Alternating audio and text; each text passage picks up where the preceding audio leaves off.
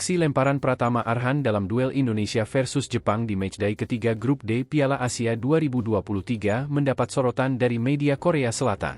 Di laga yang digelar di Stadion Altumama pada Rabu 24 Januari itu, Indonesia memang harus mengakui kemenangan Jepang dengan skor 3-1.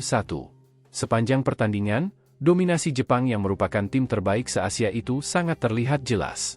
Meski begitu, pada akhirnya Indonesia bisa menjebol gawang Jepang di menit-menit akhir pertandingan.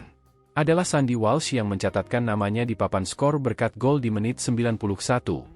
Gol ini mendapat sorotan oleh media Korea Selatan, Sport Seoul. Mereka mengulas proses terciptanya gol yang bersarang di jala gawang Zion Suzuki. Di balik terjadinya gol ini, tak bisa dilepaskan peran Pratama Arhan di dalamnya. Pemain yang baru bergabung dengan klub Korea Selatan Suwon FC itu dipuji berkat aksi lemparan bolanya yang jauh hingga menghasilkan gol. Ya, gol dari Sandy Walsh bermula ketika Pratama Arhan melakukan lemparan ke dalam. Pemain 22 tahun itu mengarahkan bola ke depan gawang hingga membuat kemelut. Para pemain Jepang yang hendak menghalau ancaman itu justru membuat bola jatuh di hadapan Sandy Walsh yang akhirnya dieksekusi dan berhasil menjadi gol.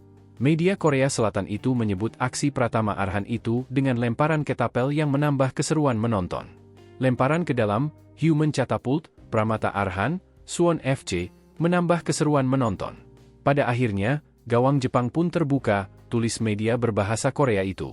Di laga itu Arhan melakukan beberapa kali lemparan ketapel, hanya saja memang yang berbuah gol hanya satu saja.